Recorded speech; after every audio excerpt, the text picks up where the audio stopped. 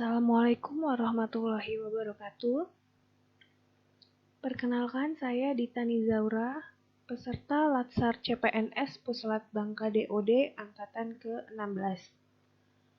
Pada video ini, saya akan menyampaikan kembali materi yang saya dapat dari mata pelatihan kesiapsiagaan bela negara, yaitu mengenai kesehatan jasmani dan kesehatan mental yang telah disampaikan oleh Ibu Dr.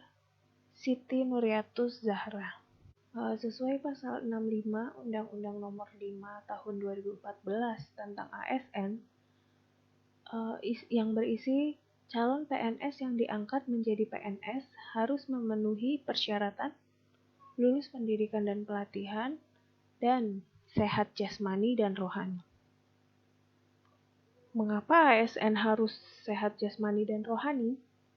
Hal ini berkaitan dengan fungsi ASN, yaitu sesuai pasal 10 Undang-Undang Nomor 5 Tahun 2014 tentang ASN, fungsi ASN adalah pelaksana kebijakan publik, kemudian pelayan publik, serta perekat dan pemersatu bangsa. Bagaimana mungkin fungsi ASN tersebut dapat berjalan dengan baik jika fisik dan mental ASN tidak sehat? Menurut WHO, ada 3 komponen penting yang merupakan satu kesatuan dalam definisi sehat, yaitu yang pertama sehat jasmani atau fisik, yang kedua sehat mental atau jiwa, dan yang ketiga sehat spiritual. Menurut Undang-Undang Nomor 39 Tahun 2009, kesehatan adalah keadaan sehat secara yang pertama sehat fisik, yaitu memiliki badan yang sehat dan bugar. Kemudian sehat mental, yaitu perasaan sehat dan bahagia, serta mampu mengatasi tantangan hidup, dapat menerima orang lain sebagaimana adanya, serta mempunyai sikap positif terhadap diri sendiri dan orang lain. Kemudian sehat spiritual, serta sehat sosial, yaitu mampu menjalin hubungan yang baik dengan orang lain. Kesehatan jasmani bisa kita dapatkan dengan cara mendukung Germas.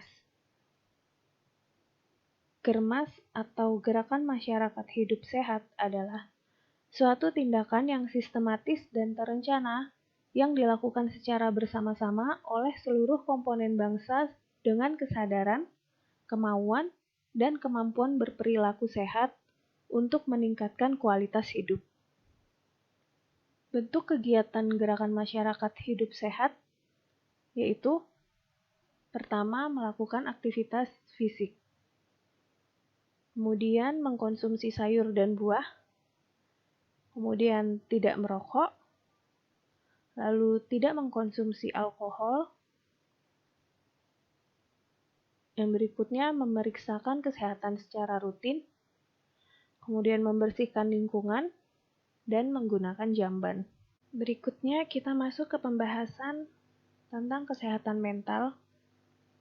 Menurut Undang-Undang Nomor 18 Tahun 2014 tentang Kesehatan Jiwa, Pasal 1, kesehatan jiwa adalah kondisi di mana seorang individu dapat berkembang secara fisik, mental, spiritual, dan sosial sehingga individu tersebut menyadari kemampuan sendiri, dapat mengatasi tekanan, dapat bekerja secara produktif, dan mampu memberikan kontribusi untuk komunitasnya. Selain itu disebutkan juga ODMK dan ODGJ. Gangguan jiwa dapat mempengaruhi turunnya status kesehatan fisik. Selain itu juga dapat menimbulkan dampak psikososial, antara lain pemasungan, seperti gambar di samping, kemudian tindak kekerasan, penyalahgunaan nafsa, maupun tindakan percobaan bunuh diri. Stres adalah reaksi seseorang baik secara fisik maupun secara psikis bila ada perubahan dari lingkungan yang mengharuskan seseorang menyesuaikan diri. Bagaimana cara kita untuk mengatasi stres? Yang pertama, kita bisa menjaga kesehatan dengan cara olahraga atau aktivitas fisik yang teratur, tidur yang cukup, makanan bergizi seimbang, menerapkan perilaku hidup bersih dan sehat. Selain itu, kita juga dapat melakukan kegiatan sesuai dengan minat dan kemampuan kita. Kemudian juga kita harus selalu berpikir positif, kemudian menenangkan pikiran dan kembangkan hobi. Kemudian ketika ada masalah gitu, kita harus mencari seseorang yang dapat dipercaya untuk membicarakan keluhan-keluhan atau masalah kita. Kemudian kita juga bisa meningkatkan ibadah sesuai dengan agama kita masing-masing. Cukup sekian yang bisa saya sampaikan. Kurang lebihnya saya mohon maaf. Terima kasih. Wassalamualaikum warahmatullahi wabarakatuh.